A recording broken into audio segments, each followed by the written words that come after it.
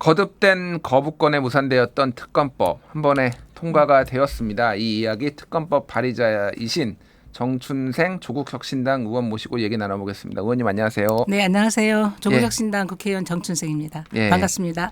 뭐 대선 기간 동안 조국혁신당에서 이제 후보를 내진 않았지만은 이제 그 내란 종식 연대를 통해서 또 이재명 후보의 당선을 위해서 또 열심히 뛰었습니다. 예. 우리 후보인 것처럼. 그렇군요. 이제 이렇게 했던 이유 중에 하나는 뭐 당연히 이제 내란 종식도 있지만은 민주당과 조국혁신당이 같이 공동으로 좀 발맞춰서 해왔던 것들이 여러 개가 있잖아요. 그 중에서 이제 하나가 대표적인 게 이 특검법. 예, 그 중에 이제 어제 내란 특검법, 김건희 특검법, 최상병 특검법이 한 번에 이제 통과가 되었습니다. 그렇습니다. 이전하고 차이점은 그 대통령이 윤석열 대통령이었을 때는 거부권이 행사가 돼서 다시 국회로 돌아왔을 때 200표가 넘지가 않아서 이제 또 계속 무산되는 역사가 반복이 됐는데 이번에는 그럴 가능성은 없으니 이제 앞으로 특검이 3개가 같이 동시에 추진이 된다라고 보면 될 것 같은데. 요거를 다 의원님이 공동으로 발의를 하셨다면서요? 네네네. 예, 그 어떻게 발의된 거고 그 과정 좀 설명해 주시죠. 제가 조국혁신당에서 지금은 임기가 끝났습니다. 원내 수석 부대표를 맡고 있었어요. 예. 그래서 이 내란 특검이나 다른 특검법에 대해서도 민주당하고 조국혁신당 그리고 진보당 야 3당이 같이 하는 모습을 보여주자. 그래서 공동대표 발의하는 형식으로 했고 그 내용에 있어서도 사전에 같이 공유를 하고 그런 힘을 모아서 힘을 좀 실어보자 이런 의미에서 같이 공동대표 발의하게 된 것입니다. 그렇군요. 어제 표결에 뭐 당연히 참여를 하셨을 테고 어떤 좀 소회가 남다르셨을 것 같아요. 정권교체의 현응감이란 이런 거구나. 예. 이제 거부권 더 이상 생각 안 해도 된다. 걱정 안 해도 된다. 이런 것 때문에 굉장히 기뻤고요. 소회가 남달랐습니다. 특히 이제 모든 특검법들이 많이 거부권이 행사돼서 다시 돌아오고 무산되고 좌절을 겪지 않았습니까?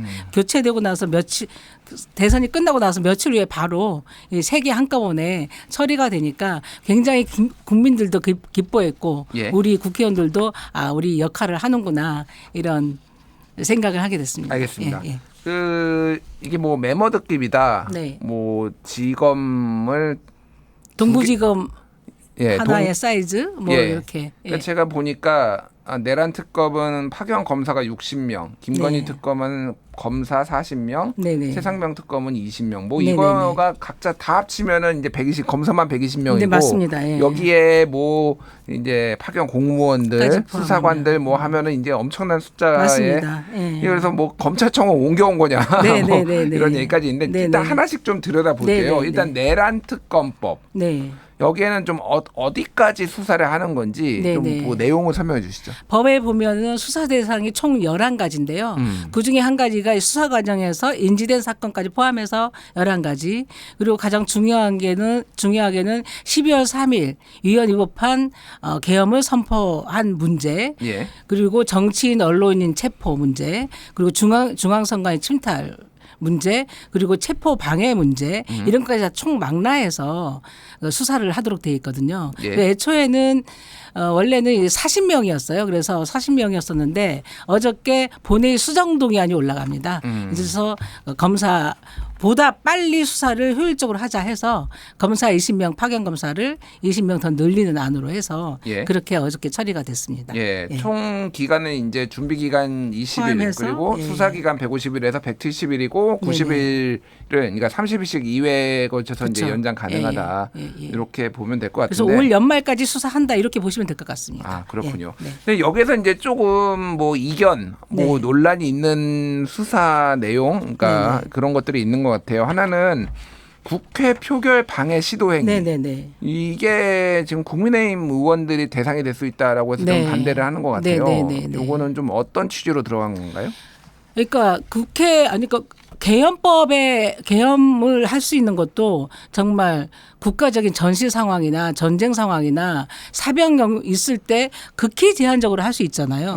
그럼에도 불구하고 국회의 표결로 해제를 결의할 수 있는 거잖아요. 그만큼 엄격하게 둔 거예요. 그런데 국회의 표결을 하도록 했다. 이거는 저는 이것도 국허문란이라고 우리는 보는 겁니다. 예. 그래서 굉장히 저는 중대한 범죄라고 보기 때문에 추가가 된 거고 이 과정에서 수사 과정에서 밝혀지면 거기에 범죄 행위를 저질거나 책임이 있는 분은 응분의 책임을 물어야 되지 않겠습니까? 예. 그러니까 제가 예. 이제 궁금한 게 그런 거죠. 네네. 이제 12월 3일에 비상계엄 불법 네네. 비상계엄이 이제 발표가 됐는데 그 새벽에 이제 네네. 다음 날 좀 자정 넘어서 네. 국회에서 이제 표결을 통해서 이 불법 비상계엄이 해제가 네네. 됐는데 네. 국민의힘 의원들 상당수는 당론으로 예. 당사에 이제 가 있던 뭐 네네. 일부는 이제 국회로 오신 분도 네네. 있지만은 당사에 예. 가 있는데 네. 그 당사에 가 있는 것 자체가 이거 표결을 방해하려고 하는 불법 행위다 이렇게 좀 봐야 되는 모든 건가요? 것을 모든 의원을 대상으로 처벌할 수 있을 것 같지는 않고요. 예. 당시에 추경호 원내대표가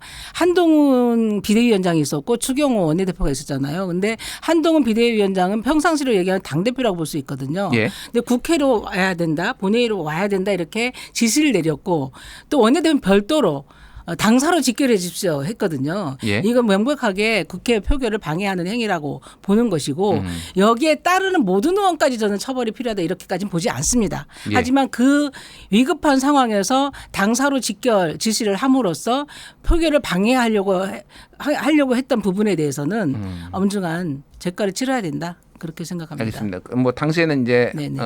한동훈 대표였고요. 비대위원장은 그렇죠. 아니었고 선출이 대표. 됐고 예예. 예. 그 제가 이제 궁금한 게 그러면 결국은 이거는 추경호 원내대표를 수사 대상으로 한다라고 좀 국민들이 이해를 할 것 같아요. 왜냐하면 또 네네. 윤석열 대통령하고 그 비상계엄 직후에 이제 통화도 했다. 통화도 했고, 이런 예. 내역까지는 나왔어요. 네네. 그리고 예? 국회를 표결을 이제 좀 약간 밀어달라고 의장한테 국회의장한테도 그렇게 예. 했던 거 아닙니까? 그래서 그렇게 보이죠. 예. 알겠습니다. 예, 예. 제가 또 하나 궁금한 게 네. 수사 및 재판 지연 행위 네네네네. 이거가 이제 수사 대상이라고 하면 이게 무슨 내용이 포함되는 건가요, 이게? 그동안 이제 그 수사 관련해서도 굉장히 이 협조를 안 하고 계속 협조를 안 해주고 자료 제출이라든가 뭐 이런 방해한 부분에 대해서도 예. 이 특검 과정에서는 모든 것을 투명하게 보고 모든 비하폰이나 이런 걸 다 물론 우리가 다 볼 수는 없겠지만 수사 당국 특검을 다 볼 수는 없겠지만 그 과정에서 모든 것을 좀 보고 그 과정에서 책임 있는 사람들은 책임을 물어야 된다 그렇게 생각합니다. 예. 알겠습니다. 뭐 예를 예. 들면 경호처에서 네네네. 뭐 이를테면 비화품 내용이라든지 네네네. 이런 거를 네. 제출 안 한 거 이런 네네. 것까지 네. 수사 그렇습니다. 대상으로 예, 보겠다. 예. 알겠습니다. 네네. 지금 특별검사 추천은 지금 법에 따르면은 민주당 그리고 그 다음에 국민의힘을 제외하고 네네네. 다음 이제 가장 의석이 많은 정당 그래서 네네. 조국혁신당이 된 네네. 거잖아요. 예, 예. 국민의힘에서는 상당히 불만을 품고 있어요. 근데 그거 당연한 거 아닙니까? 제외되는 거는. 왜냐하면 이 수사가 굉장히 객관적으로 중립성, 독립성을 갖고 해야 되는데 내란에 공범했을지도 모르고 그리고 윤석열을 굉장히 옹호해하고 체포를 저지하기 위해서 한남동 관저까지 가서 인간방패도 하고 이러지 않았습니까? 예. 그리고 당사자가 될 수도 있기 때문에 배제를 하는 게 맞죠. 그러니까 원래 검찰이나 경찰이 할 수 있다면 특검이 왜 필요하겠습니까? 특검은 그 권력과 연관이 돼 있다면 당연히 특검 추천에서 배제해 왔던 게 그동안의 관례였고 당연한 것이고요. 예. 거기에서 국민의힘 추천권이 없다라고 항변하는 것은 저는 궤변이라고 생각해요. 알겠습니다. 네네. 뭐 국민의힘의 또 네. 주장은 저희가 정춘생 의원님 다음에 모시고 네네. 좀 얘기를 들어보도록 하고요. 네네. 자, 김건희 특검법 이야기를 나눠보겠습니다. 네네. 이거는 수사 내용이 더 많아요. 네. 16개예요. 네네네. 그러니까 이게 우리가 이제 일반적으로 생각하는 거는 도이치모터스 주가 조작 사건 예. 그리고 이제 명태균 씨와 관련해서 관련된? 공천 개입 네, 사건 네, 뭐 네. 이 정도는 우리가 네, 이제 네. 일반인들은 알고 있는데 이거를 다 설명하실 필요는 없지만 왜 이렇게 네. 많은 건가요, 이게? 애초에는 그 도이치모터스 주가 조작 관련해서 예. 그리고 명태균 게이트 관련해서 수사를 해야 된다. 제대로 안 되고 김건희 앞에서 멈춰섰기 때문에 명태균 게이트 특검법을 냈었거든요. 예. 이거 역시도 이제 거부권 행사에서 안 됐었던 거고. 근데 이제 또 그 위에 또 새롭게 나오는 것이 건진법사 관련된 의혹들 아닙니까? 근데 그 건진법사 둘만의 관계가 아니라 통일부와도 연관돼 있고 그 과정에서 뭐 명품 목걸이 왔다 갔다 하고 그 국정 사업에도 관여돼 있고 보니까 모든 사건의 몸통이 김건희더라. 이 연관되는. 그래서 김건희 특검법을 만들면서 그동안 의혹이 제기됐음에도 불구하고 수사가 안 됐던 부분을 다 총망라한 거죠. 예. 예. 명태균 게이트 어쨌든 그 여론 조작부터 시작을 해가지고 예. 건진법사 게이트 관련 그리고 그 도이치모터스 주가 조작, 양평 고속도로 관련된 거 모든 것을 다 망라했습니다. 그렇군요. 네네네. 이제 이게 김건희 명태균 특검법이더라고요. 네, 정확하게는 네. 뭐 편의상 이제 김건희 특검법이라고 얘기를 하는데 종합특검법 이렇게 하고 예. 있습니다. 그러니까 이렇게 다 합친 이유가 뭔가요? 그러니까 이거를 따로따로 안 하거나 뭐 검찰 수사 다 연관이 돼 있기 때문에 예. 뭐 그 몸통이 어쨌든 김건희와 다 연관이 돼 있기 때문에 김건희 특검법에서 다 합친 거죠. 예. 그렇군요. 네네. 그러니까 이게 지금 모든 특검에도 다 들어가 있는데 이 수사 대상이 네. 수사 과정에서 인지된 관련 네, 사건 네. 이런 거가 지금 네, 조항이 네, 다 네. 들어가 예, 있잖아요. 그럼 이게 지금 네. 16건이 아니라 뭐 네. 수사하다가 더 나오면은 더 예. 하는 건가요? 늘어날 수 있습니다. 왜냐하면 건진법사 관련해서도 그 하다 보면 통일교와 어떻게 연관돼 있지, 이게 ODA 사업과 어떻게 연관돼 있지, 아직까지는 나오진 않지만 수사 과정에서 새롭게 인지되면 당연히 수사를 해야 되고 그동안의 특검법은 다 이 조항에 다 포함되어 있었습니다. 예. 그렇군요. 예. 알겠습니다. 자 그러면은 이게 시간 근데 그 내란 특검하고 비교를 해보면은 파견 검사가 내란 특검은 60명인데 김건희 네. 특검은 40명. 네네네. 파견 공무원은 내란 특검이 100명인데 파견 공무원은 김건희 특검은 80명. 네. 그리고 기간은 그런데 이제 비슷해요. 네. 총 170일 170일. 정도. 예. 네네. 그렇게 되면은 이게 이제 이렇게 결정을 하게 된 데는 좀 이유가 있을 거 아니에요. 그러니까 인원은 왜 이렇게 조정을 했고 기간은 왜 똑같이 했고 뭐 이런 네네. 것들. 어쨌든 기간이나 인원 봤을 때 기존의 특검법하고 규모가 작다고 할 수는 없고요. 예. 예전에 이제 박근혜 국정농단 특검 같은 경우를 보면 파견 검사가 20명이었어요. 예, 지금보다 적은 규모고 그리고 수사기관도 최장 120일 정도였더라고요. 예. 그럼에도 불구하고 그 과정에서 많은 것들이 밝혀졌고 의혹이 밝혀진 부분이 있고 했기 때문에 이 규모와 이 기간으로도 내란 특검법보다는 적지만 그래도 이 기간에 충분히 수사를 할 수 있다. 저희들은 그렇게 보고 있습니다. 그렇군요. 네. 그러니까 이게 궁금한 게 뭐 언론에서도 나왔는데 말씀하신 대로 박근혜 국정농단의 파견 검사도 네. 20명이었는데 네네. 김건희가 40명인 게 네, 그렇게 네. 더 중요한 박근혜 국정농단보다 이게 중요한 사안인가 더 위급한 사안인가 이거 좀 정치 보복하는 거 아니야 뭐 이런 얘기들도 좀 일각에 네, 네, 나오는데 네. 어떻게 보십니까? 그 박근혜 국정농단을 보면 그 맥의 고리가 최순실이었잖아요. 그런데 이제 김건희 특검 같은 경우는 박근혜 전 대통령이 억울해할 정도로 그 규모와 농단의 범위가 굉장히 저는 더 많다. 이렇게 보고 있거든요. 예. 그래서 정치 보복이라는 거는 저는 말이 안 된다고 생각이 되고 정치 보복은 뭐냐면 정말 전혀 없는 범죄에 대해서 정적을 제거하기 위해서 없는 범죄를 만들어내거나 예. 아니면 조금밖에 문제가 안 되면 엄청 키우거나 뭐 이런 거 탈탈탈탈 털거나 이런 것을 정치 보복이라고 하지 그동안 계속 의혹이 제기되고 보도되고 했음에도 불구하고 그 앞에서 딱 멈춰섰잖아요. 예. 김건희 앞에서.